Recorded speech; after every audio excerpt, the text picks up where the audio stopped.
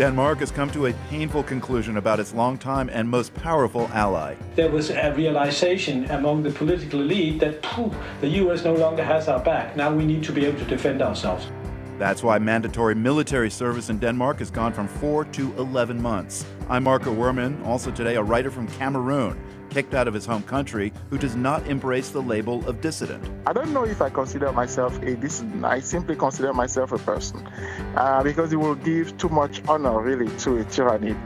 We'll also visit the last island prison in the Western Hemisphere, from penal colony to tourist attraction, and we go to Cortina, Italy, to hear about some of the wildest moments so far in the Winter Olympics. I've seen a lot of firsts here, but this one really blew my mind. All that and more today here on The World. This is The World. I'm Marco Werman. Thank you for joining us on this President's Day. Carolyn Beeler is on assignment. U.S. Secretary of State Marco Rubio was in Munich over the weekend for the Multinational Security Conference, where he offered what seemed like a message of reassurance to U.S. allies in Europe. We belong together. America was founded 250 years ago, but the roots began here on this continent.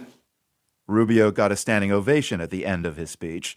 Compared to the address by Vice President JD Vance at last year's Munich Security Conference, some European leaders felt this one came across as more constructive and less hard-edged. The next two stops on Rubio's European itinerary sent a different message, though. On Sunday, he was in Slovakia, and today the secretary stood next to Hungary's Prime Minister, Viktor Orban, who's running for a fifth consecutive term in office, and offered him an endorsement.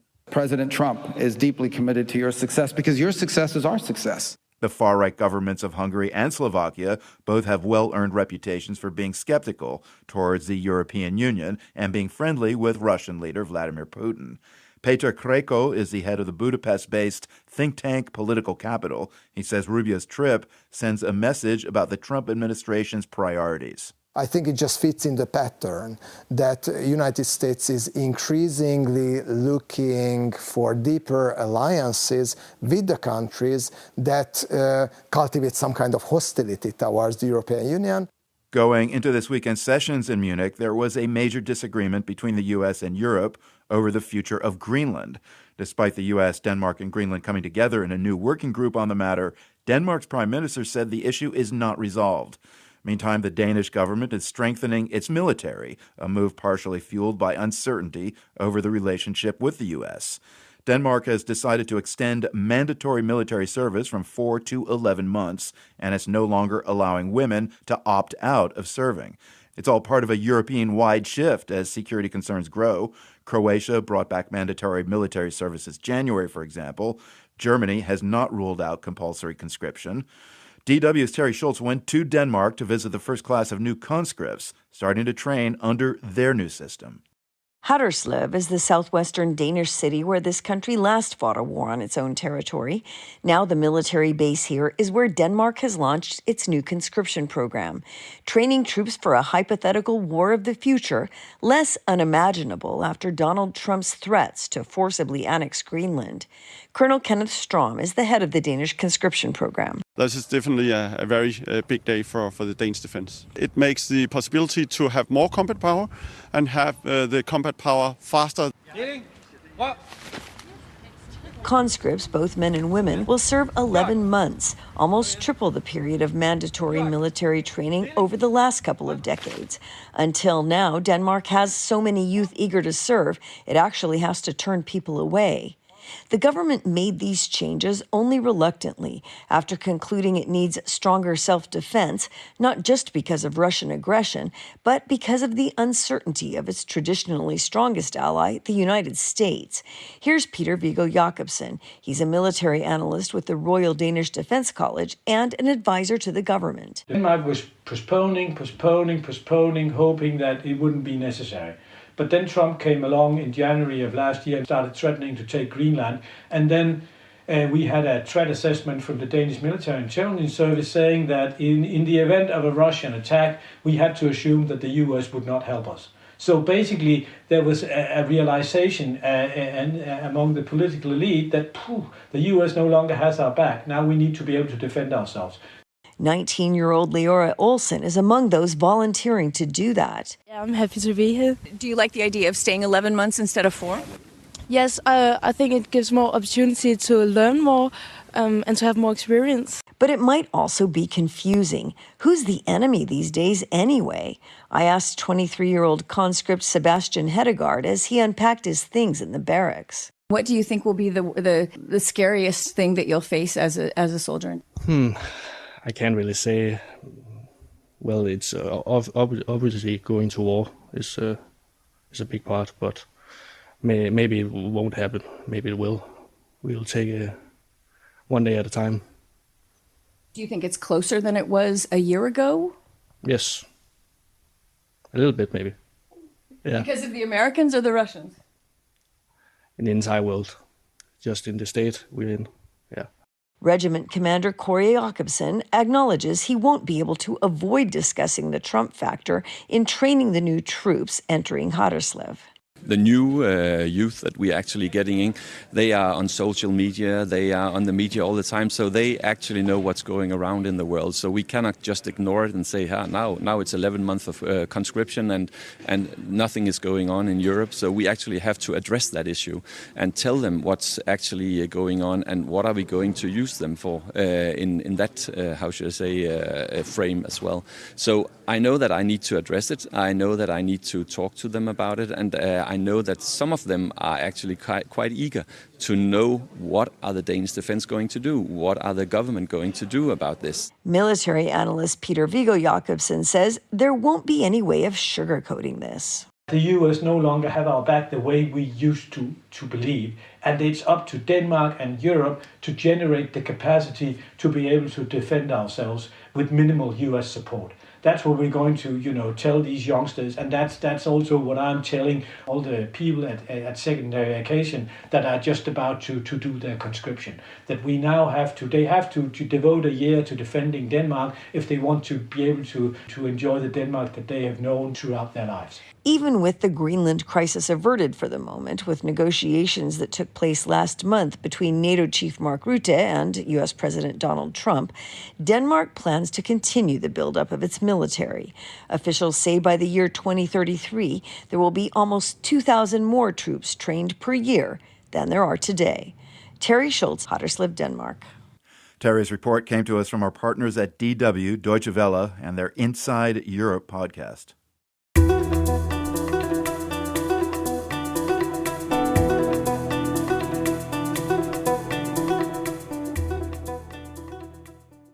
In 2019, the last island prison in the Americas closed its cell doors.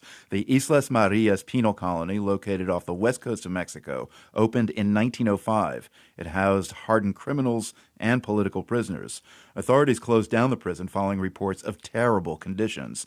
They hoped the closure would consign the legacy of corruption and political persecution at Islas Marias to history. Then, in 2022, Mexico opened the island for tourists. You can now visit cells once used for solitary confinement, as well as a graveyard and lodge in hotel rooms built where prisoners used to be confined. Reporter Jamie Fullerton joined a tour to learn more.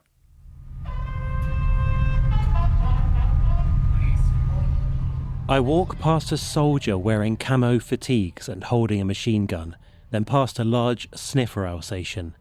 Then I step onto the ferry. I'm travelling in a group largely comprised of middle-aged and elderly Mexican tourists. We're taking the 4-hour ferry to Islas Marias, an archipelago located about 100 kilometers off the west coast of Mexico's Nayarit state. Okay, what it made me come is because a long time ago I saw a movie about the island. When I saw that movie a long time ago, I kind of got curious because he was famous, he had a good movies. Francisco Espinosa is one of the 100 or so tourists with me on the ferry. He tells me that Islas Marias is notorious in Mexico in the same way that Alcatraz is in the US.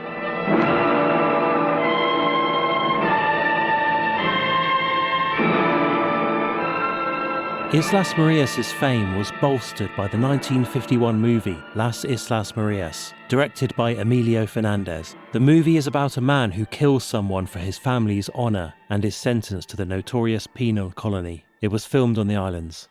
The prison island's fame is also down to it being home to some of Mexico's most feared criminals. it was famous. It was very famous because they got a really, really bad criminals. You can now book an all-inclusive weekend trip on Islas Marias for about $550. Everybody heard about this particular prison. All of a sudden they closed it and then put it as a touristic place. It's a big deal. So a lot of Mexicans, we were interested to come and see. The islands are home to endemic animal species, including rabbits, raccoons and parrots. The area is now a bioreserve and has conservation projects to preserve its ecosystems. But can a place with such dark history thrive as a holiday and nature hotspot? A big hotel complex has been built near a beach on the largest of the 6 Islas Marias islands. It's where some of the prisoners used to be housed. Today, herds of wild goats canter between white-painted villas and bright green parrots perch overhead in trees.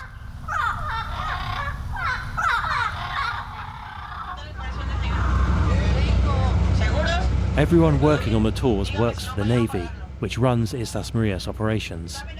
I join the tourists on a bus, then we're driven over bumpy, dusty roads and past sweeping views of the ocean.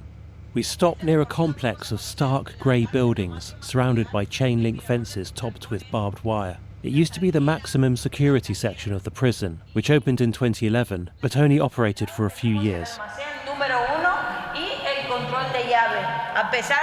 We go inside one of the buildings and peruse thick metal cell doors and chrome tables in large atriums.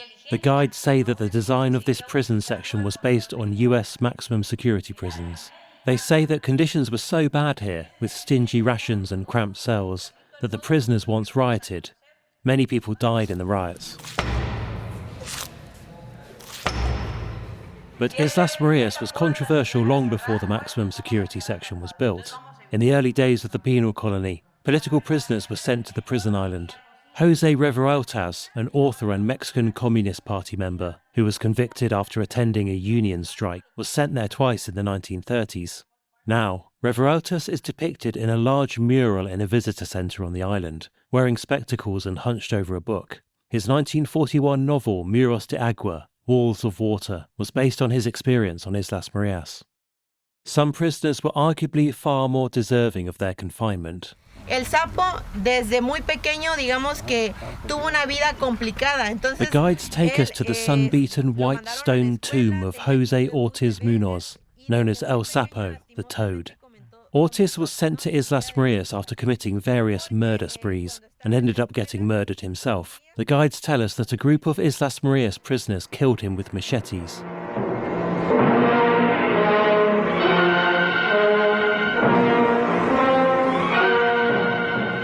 In the latter years of the prison, many convicts lived relatively openly on the island, roaming freely and sometimes having family come and stay with them. It was the ocean, rather than locks and walls, keeping them confined. But many were forced to work under intense sunlight on vast salt flats, as punishment for supposed bad behaviour on the island. The guides take us to the salt flat area, right by a beach.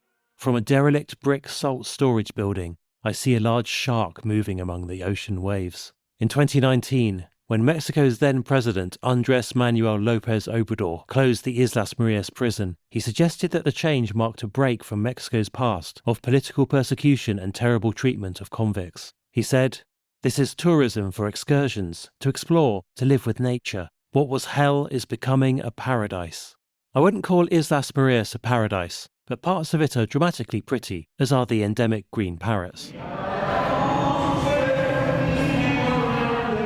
Shortly before getting back on the ferry to leave the island, I meet again with Francisco Espinosa, the tourist I spoke to earlier. He says he enjoyed the weekend and learning about aspects of his country's past that he hoped would stay in the past. Yeah, from the past, from the old governments, the corrupt governments. Today we got better government.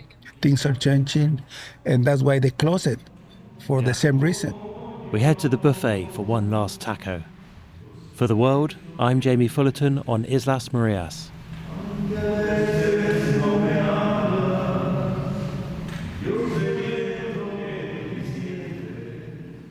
You're listening to The World.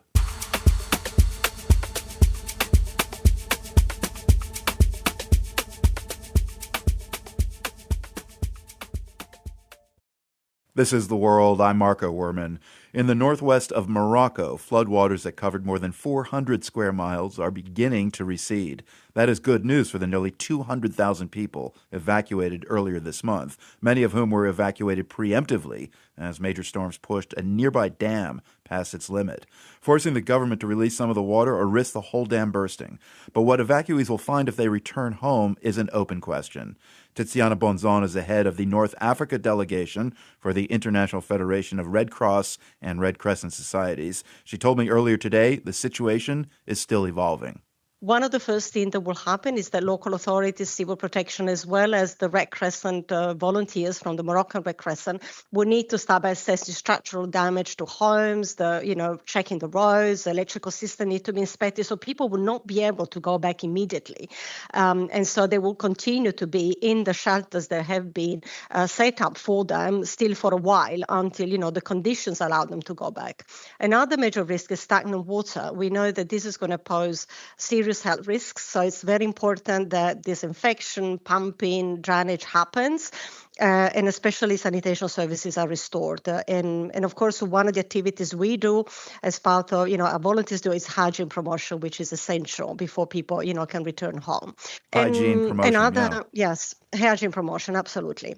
Another thing, of course, that we will be able to do and help communities with is clean and ventilate their houses where it's possible, but also identify hazards that they may not be aware of, like contaminated wells or, unsafe walls. So all of those things will be part of what now. What we already know is that this flooding will have important consequences on livelihoods. And so it's not just the safety of, homes and roads and infrastructure. It's also the fact that people have actually lost crops, livestock, small businesses. I was going to ask you about that, Yes. Tiziana, because much of the region Indeed. where the floods occurred supported agriculture. So how much of that production was destroyed, and what's been the wider impact of that for the country? Yeah. Certainly a lot. And we are already, thinking about what are going to be the consequences in the coming months in terms of possible inflation, prices of fruit and vegetables, cereals, milk are going to rise. So it is super, very important for recovery efforts to start already thinking now in terms of restoring livelihoods. And one tool that we are already using is cash. Distributing cash is one of the most dignified and effective way of helping families, use it for what they need, whether they need it for, buying tools to repair their homes or medicines or buying food or even, for education to send kids back to school. So cash is going to be very important.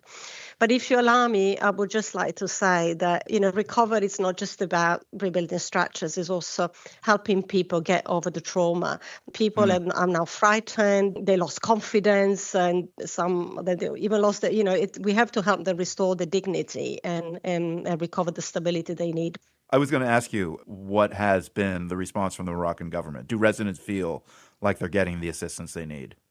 I have to say that the response of the government has been incredible because they've been reacting really fast. First of all, with these preventive evacuations, which was essential. So yes, the past 2 weeks have been pretty much about ensuring, first of all, the families have safe places to stay, looking at the issue of clean water and sanitation to reduce health risks, and providing medical care. These have been the most important, I would say, areas of support. Just to come back to the dam, the Oued Makazine Dam, that had to release water. Yes. It's faced challenges in the past couple of years due to very heavy rainfall in Morocco. And it really seems to show how technology has been unable to keep pace with the weather. So as Morocco looks to the future, is there like a national plan to essentially retrofit dams to deal with this intense precipitation? It's a good question. I'm not sure I'm able to answer that, but what I can say is that I've seen major investments done in Morocco to be much better prepared and aware of the risks that are especially climate-related risks. And I think the dam has been also, they realized that there were some blockages at the bottom of the dam. So sometimes it's also a question of improving maintenance of this type of infrastructure. And and this is certainly something that authorities are now, not just realizing, but will be looking into more in the future. And we have to just acknowledge the fact that these floods and, the rainfall that has been experienced was quite exceptional in comparison with what has been pretty much drought and a scarcity of water in the past few years in Morocco. So definitely not the level of water that was easy to manage. Tiziana, it sounds like you've got confidence in the Moroccan government for the road ahead and avoiding future disasters, but what concerns do you still have? What I think is really important to say is that while, of course, authorities can work on, a national level and provincial level, regional, at community level, you need to have organizations that are able to talk to the communities, that are trusted organizations, that they can understand the needs of the communities and help the communities themselves better understand the risks that they're facing. And it's not going to stop. We know that with climate change, these risks are going to simply be, much stronger, and disasters are going to be more extreme and more frequent. Preparedness is essential, to what will come in the future. Tiziana Bonzon is the head of the North Africa delegation for the International Federation of Red Cross and Red Crescent Societies.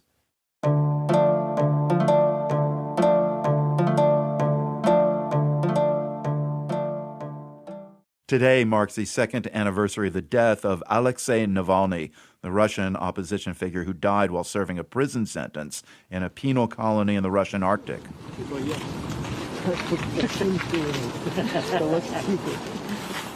This is from a video courtesy of the Associated Press showing a group of mourners laying flowers on Navalny's grave in Moscow.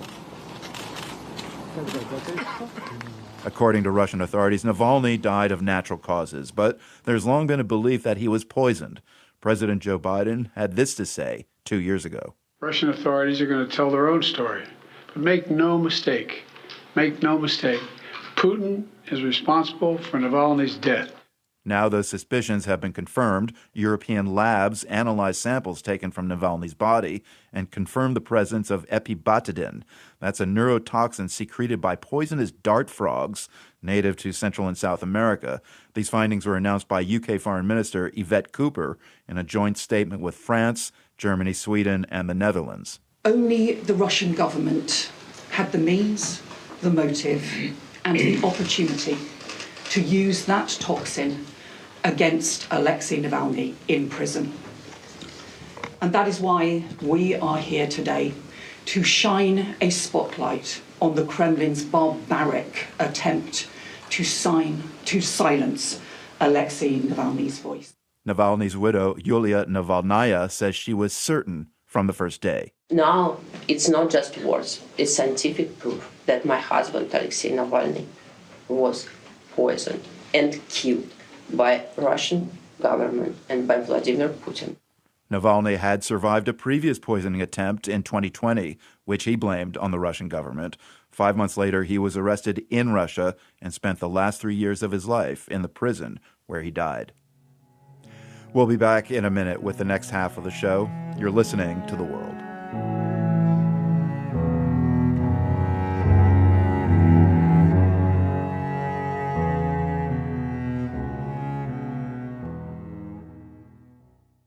This is The World. I'm Marco Werman.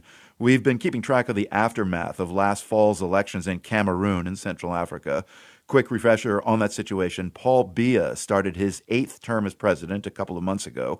He's now the world's oldest ruler. He turned 93 a few days ago. After the election last October, protests erupted with opponents saying the vote had been fraudulent. Authorities responded with lethal force, leaving at least 48 people dead. That's according to both Human Rights Watch and the UN. It is against that backdrop that writer Patrice Ganeng has published a memoir of growing up in Cameroon in the 1970s and 80s. It's called Scale Boy. More on that title in a moment. Patrice, welcome to the show. Thank you for having me. So I'd like to start with something you've said about what motivated you to write this memoir, the desire to see a different kind of book about life in Africa than what's currently on the shelves. What did you feel was missing? What I feel is missing is a broad presentation of what it means to be somebody from Africa. I think the story of Africans is essentially summarized in one sentence. He was born a slave and he came to the USA to become free. I always felt it didn't capture the happy childhood I had. So I felt the need to narrate it, my hope being that somebody will read and understand what it essentially means to be me. Well, Breaking Stereotypes takes us to the title of your book and what seems kind of a curious way to make money for a kid. Scale Boy is a title. It refers to your first job. In your francophone home of Yaoundé, the capital of Cameroon, you were what's called a pèse personne. What does a scale boy do? Well, you wake up in the morning, you pick up your scale. Is it like a bathroom scale? Yeah, something like that. It is essentially a bathroom scale. Most people don't have a bathroom scale. In Cameroon, your weight is something that you essentially do publicly, and everyone sees your number, and you pay the kid a few cents, and that's it. I mean, you find it kind of humorous now looking back on it, but you start your book by describing an encounter with a scale boy upon returning to Cameroon as an adult yourself. It's an emotional moment for you. Can you describe what happened and why it was so moving? Yes, it is. The thing is, living Cameroon, I mean, I've been living outside of Cameroon now for 30 years. So it is a coincidence like that. You see essentially the kid that I was walking towards me and walking, doing exactly the same job I had. So it is the moment I essentially felt the kid needs to have a voice, and that voice needs to be heard. So you also share an anecdote about buying your own scale as a kid. Your dad takes you to a store and the owner shows you two scales. One is German, the other is French made. And there's a lot going on in that scene, it seems, not just about the scale and its country of origin, but about the role each country played in colonizing Cameroon. Can you say more about that? Well, it is a long story because it is a story that ends, with a civil war. You can imagine. A memoir is written backwards, and these are scenes I would not have understood as a child, as a kid. My dad walking into a store, a store that essentially was a remnant of, colonial times. It is a fateful moment for sure, and thinking backwards, I realized that is really the very first moment when I had something German in my hands. Groups, and it remained in my mind as something tangible, something that people actually love to use. But I did not know the story of Germany in Cameroon. I did not know the story of Germany itself. I had to learn all those things in school, of course, and later on, throughout my life. Was that the moment where you kind of think you started wanting to learn about that history?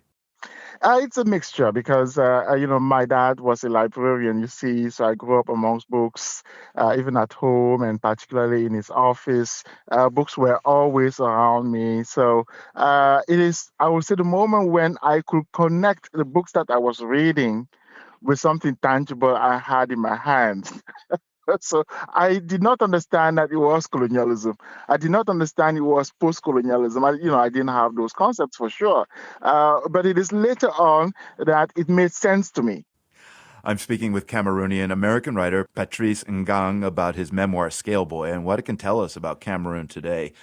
So, Patrice, Cameroon has a history of not one, but several colonizers, France and Great Britain, and up until the end of World War I, Germany, as you were talking about. Today, the country is split between a side that speaks French and another half that speaks English. In terms of religion, the country is divided, 66% Christian, 30% Muslim about. I mean, that's a lot of division. Help us understand how those divides have played into the way President Biya has stayed in power for so long. Yes, divide and rule, divide and rule. I think it is important to start with the moment when during colonialism, Germany lost World War One. So essentially, Cameroon, as a former German colony, became, a bounty. It was split between the French and the Germans. But that German side of Cameroon never disappeared. So it remained in the belly. So I would say Cameroon has three colonies in its belly. As a country, you have three countries in one. And since German colonial years, divide and rule was always the way through which Cameroon was governed. And Biya could stay so long in power only because of that tactic. So he has essentially always managed to use the French against, the French-speaking Cameroonians against the English-speaking Cameroonians. And as we see, it has made it possible for him to remain in power for so long, but also to have Cameroonians kill each other.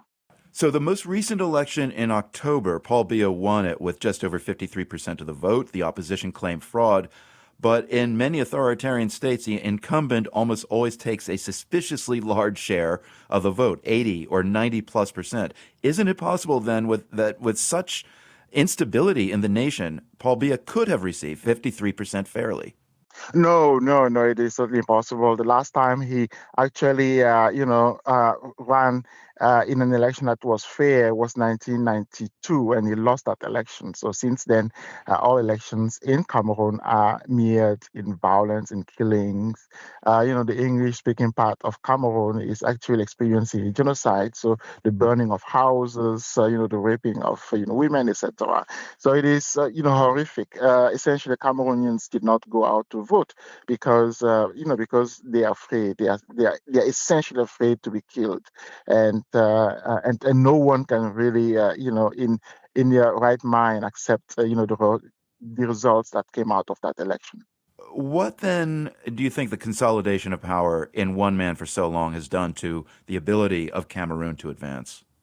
The first casualty is the mind. It's the mind of Cameroonians. I think one underestimates what it means to live for so long under a tyranny. Simply the devastation of people's morale, the incapacity to do something tangible, the fear of walking outside, the fear of showing some sense of initiative, is as important as the devastation you see in the country itself, because, the cities are literally left, to the dogs, as one would say.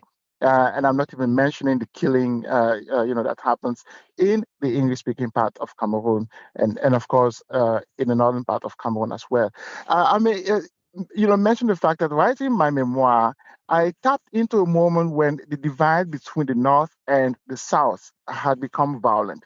And we are back to that, because the North is Islamic, as you mentioned so well at the beginning, and the South is Christian. So in 1984, that's where my memoir stops. There was a coup where hundreds of Northerners were essentially killed on streets, but also taken to the South and executed. So we are essentially back to that moment of violence where people are simply literally afraid of going outside. Your book celebrates growing up at a time in your country in the 70s and 80s, but I wonder how you think about young people today in Cameroon, folks who are now the age you were when you were growing up, and what future and opportunities they're facing, remembering that if Paul Biya ends up serving his whole sixth term, he'll be closing in on 100 years old. Yes, indeed. I can't even imagine it as a possibility. But the thing is, I was sheltered by my parents. I think I had a happy childhood because I had parents who understood that every child deserves to have a childhood. And even though I was growing up, I was a scale boy walking out and, weighing people outside there.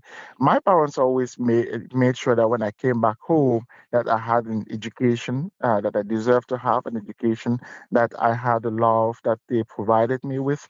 And, they made sure that our home was a loving home. I think for a child of today, that will be the precondition for any sense of, building a future. I don't think that a child that is a casualty of dictatorship will be capable of building a future. And I think it is also the responsibility of the parents to make sure that their kids literally have a childhood as well. You said you go back to Cameroon. How often do you go back? And I'm wondering what your safety is like there. Do you consider yourself kind of a political dissident? Well, I was expelled from Cameroon in 2017. That is where my memory stops, essentially. And those scenes are the scenes of before, arrival in Cameroon, meeting people there, my siblings. And it is the last time I saw them. I don't know if I consider myself a dissident. I simply consider myself a person because it will give too much honor, really, to a tyranny to see myself in a position to it. No, no, no. I'm a citizen of the world. I'm a person and I have a name. And in 2017, December, I was expelled from Cameroon. Did they give you a reason? Well, I was arrested. I was incarcerated. I was expelled under the most, farcical conditions. But, the regime itself is quite farcical because if you have a regime that with a goal of staying for 100 years in power, you understand that it can only create farce. I mean, you're chuckling, but I suppose your expulsion is fodder for your writing. Why was it farcical? One talks today about masked police, and that is the way I was escorted to the airport with masked, police, large guns, and I was thrown out of Cameroon. I was deported, essentially, deported to the USA. It is the farce of a regime that deports people, and it is the farce of a regime that essentially has masked police people walking around and arresting citizens. That's what I went through in Cameroon. And if I may say, it is quite strange for me to see the same thing happening here in the United States, because the other way around, it is what happened to me in Cameroon. Every regime that does that is essentially farcical. Yeah, that's a really interesting reflection. So I want to end with a question about becoming a writer, because your own story takes us back to your job as a scale boy, since after walking the streets of Yaoundé, you'd end your shift, as it were, waiting for your father to end his day at the government library, and you would wait in the library. What did that do to change your direction in life, Patrice? Oh, what it did is it made me take writers themselves seriously, because in the library of my dad used to bind books. So it made it possible for me to see that a book is something that is made. It is tangible, it is made of paper, and one works on it.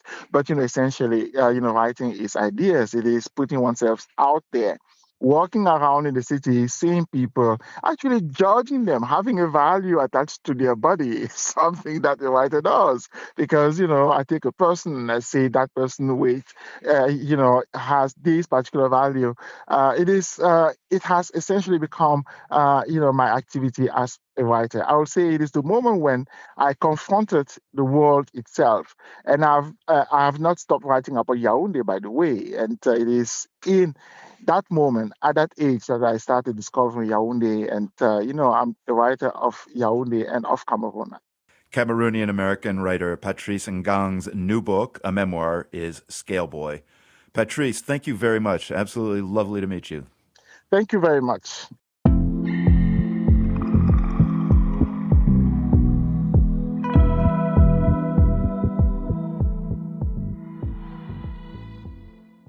Once upon a time, and we're talking medieval times now, Arab rulers collected tents.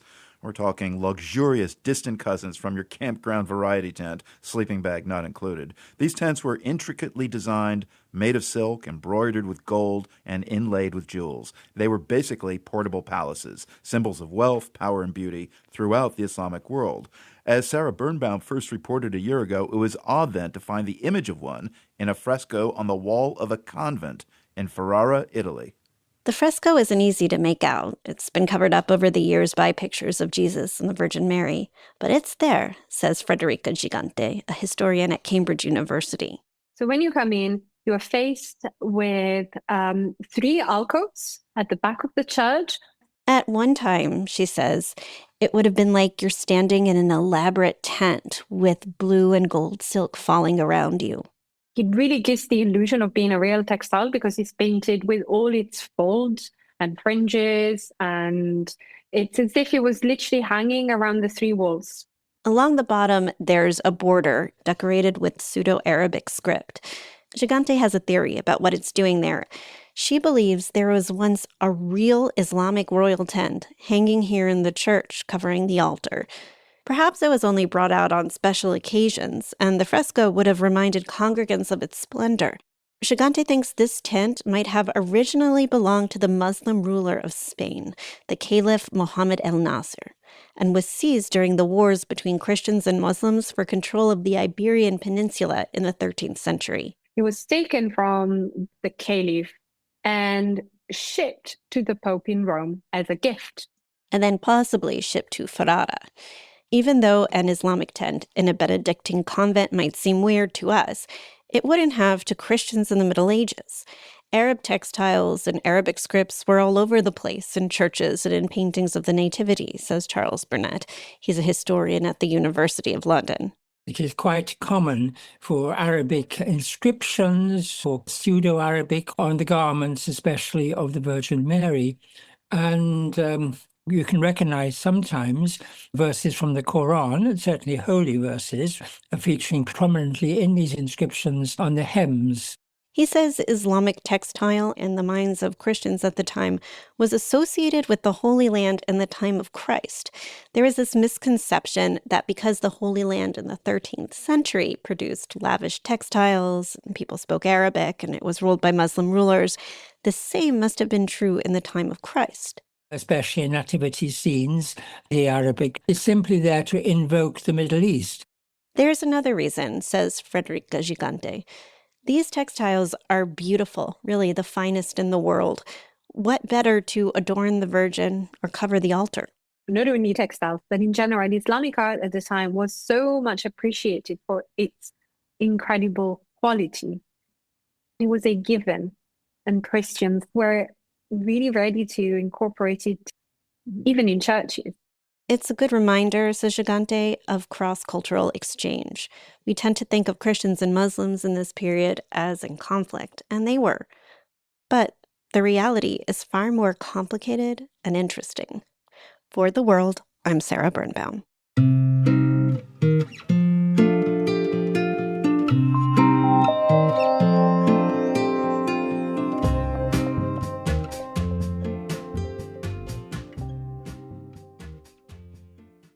This is The World. I'm Marco Werman. These Winter Olympics so far have been something to watch. The 29-year-old cross-country skier from Norway, Johannes Klæbo, secured his place in sports history. He won his 9th gold medal on Sunday, making him the most successful Winter Olympian ever. Alpine skier Lucas Pinheiro Braten won a gold, delivering Brazil its first ever medal at the Winter Games. He danced a little samba to celebrate. Pretty cool. The U.S. women's hockey team is another one to keep an eye on. Sarah Spain is reporting on the games from Italy. She's the host of the podcast Good Game with Sarah Spain and joins us today from Cortina. So coming off the weekend, Sarah, what stood out to you as highlights? Being here in Italy, it's an extra treat to watch Italians find success. And one of the Italian torchbearers was actually someone coming in who had set pretty low expectations for herself, Federica Brignone, because she suffered a leg fracture and a torn ACL just last April. So for a long stretch leading up to the game, she wasn't even sure if she'd be well enough to compete. And she said to her brother, who also works with her, I just want to be free. I just want to enjoy the games. And she really had set pretty low expectations because of the injury. She told me after her giant slalom race yesterday that she would have been happy just to be the torchbearer, that would have been enough of an honor, enough of a moment. And instead, she's won 2 golds here in the Super G and the giant slalom. Federica Brignone was flanked by not 1, but 2 silver medalists, Norway's Thea Steinaresund and Sweden's Sarah Hector. What happened there? Okay, this is insane. I think this might be the wildest thing I've seen live. So in the giant slalom, they record your time up to 100th of a second. You would think that would be enough. You'd think. You would think. And the 2 athletes didn't just tie in the cumulative time of both of their runs put together. That's what happens in giant slalom. You have 2 runs, and the time in both is added together to decide your final time and where you fall. And these 2 women, Thea and Sarah, skied the exact same time to 100th of a second in their first heat and the exact same time to 100th of a second in their second run. That's just nuts. For them to get the exact same time to the 100th of a second in both was unfathomable. And what was so cool about it is they have a great friendship. They know each other from the tour. And the way they embraced sharing silver, each of them get a silver and then a bronze is not awarded for the event, was so fun to watch. They were sharing this seat that they have. And essentially, if you're in the lead for an event, you sit in the gold medal seat and the camera's fixed on you to see your reaction as people pass you or don't pass you. And they were sitting one cheek each on the seat, sort of snuggling together, trying to share it as they watched. And they had bronze at one point. Okay, we're going to be at least, bronze. Okay, we're going to be silver. It was really fun to watch them just interact and talk about each other after the event too. That is just beautiful. Well, here's Norway's Stjernesund commenting on that tie with Sarah Hector. It makes you more grateful about getting it together when it's so close. So it's gratitude in the medal itself then. Yeah. So freestyle skiing happened yesterday. I want to ask you about Eileen Gu. There was a big spotlight on her during the 2022 Olympics. Young, successful, American-born athlete representing China. How did she do yesterday? So yesterday she qualified for the finals and she ended up taking second in free ski slope style, which is the one where you are jumping onto rails and then doing tricks, and they do a combination of a number of things to come up with your cumulative score. And she got second once again to Mathilde Grimaud, who took gold. This is a repeat of the last Olympics. It's not Eileen's best event, but she still felt really, really proud of the outcome. And we got a chance to talk to her after that event. So here's something Eileen Gu told your producer. My biggest goal has always been to bring the sport to more young people, especially girls. I gave my first speech on Title IX in women's sports when I was 11. And so I've been a pretty consistent person this whole time, which is an interesting thing because now I'm 22 and I've done things that I wouldn't have never imagined possible when I was giving that first speech. And yet in a lot of ways also I'm the same person at my core. So a rising tide raises all boats.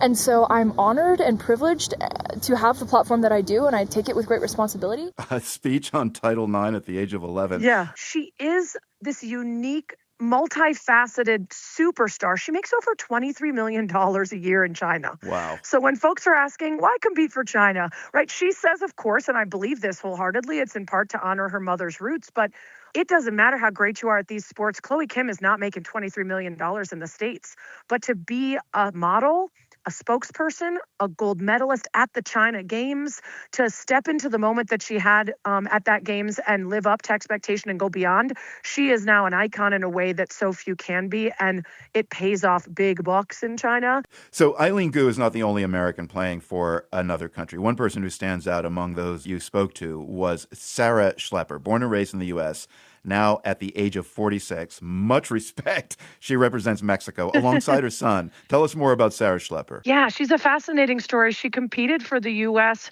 for a number of Olympics. This is her 7th Games for the last 3, including this one. She's competed for Team Mexico. And she has an interesting insight, of course, on the different resources and support that you get on Team USA versus Team Mexico. But she grew up the daughter of a ski shop owner, and it's in her blood, it's in her veins, and very clearly in her DNA, since she passed it on to her son, who's also competing at these games, which makes them the first ever mother-son duo to compete at the Winter Olympics. And then unfortunately, in the race that we saw yesterday, the giant slalom, basically she was disqualified because of the distance between the bottom of her ski boot and the snow. And she made an error. The lesson out of that was that she's tuning her own skis. She's acting as her own ski tech here. And when she was with Team USA, there was a whole team of people to help with that sort of thing. She's also tuning her son's skis, and he's competing about 6 hours away in Bormio. So she was going to, after her race, hop in with one of her sponsors to make it to Bormio to try to see him today. And her husband has been picking up the slack, helping with the tuning of the son's skis while she's been away. Your podcast, Sarah, Good Game with Sarah Spain, it's all about women in sports. After a bit more than a week at the Olympics, is there anything that kind of strikes you about the range of female competitors at these games? Yeah, I mean, I think one of the coolest things in women's sports is the camaraderie I mentioned, the athletes supporting it and really bonding on the tour, but also there's a really interesting and cool element of women who are married or dating.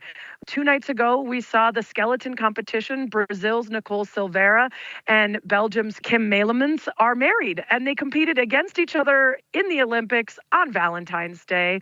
They are actually rooming together here at the Games in the the Brazilian house. It's very rare. Usually all the athletes from the same country are roomed together, but they've allowed them to share a room. And when they arrived, it was decorated half Team Brazil, half Team Belgium. So sweet. So seeing things like that, seeing Team USA's Hillary Knight, the star of the hockey team, rooting on her girlfriend, Brittany Bowe, who's a Team USA speed skater. There's some really cool demonstrations of caring as much as one humanly can about winning, while holding at the same time respect and love and desire for other people to find success as well, whether that be because they're your wife or your girlfriend or just because you have a really strong bond with them from competing year over year. You know, when you're not at the Olympics, you might kind of roll your eyes at the idea of the Olympic spirit can like get you through anything, but it does feel like here there's a lot of moments that demonstrate that between countries and competitors. Women throwing a global winter party in the Italian Alps. Sarah Spain is the host of the podcast Good Game with Sarah Spain. She joined us from Cortina in Italy. Sarah, thank you very much. Yeah, thanks for having me. The World is produced by GBH and PRX, broadcasting weekdays from the Nan and Bill Harris studio in Boston and from the Department of Communication at UC San Diego. Find us online anytime at theworld.org. I'm Marco Werman. We'll see you right back here tomorrow. The World is supported by the Carnegie Corporation of New York, working to reduce political polarization through philanthropic support for education, democracy, and peace. More information at carnegie.org. By the Lumina Foundation, committed to a fair, universal system for learning beyond high school that offers every American the chance for a better life. LuminaFoundation.org. By the PRX Ambassador Council, whose members include Judy Piggott, the Gruber Family Foundation, the Schmidt Family Foundation, and Gavin Salmonese, LLC. The World's theme music is composed by Ned Porter. The World is a co-production of GBH Boston and PRX.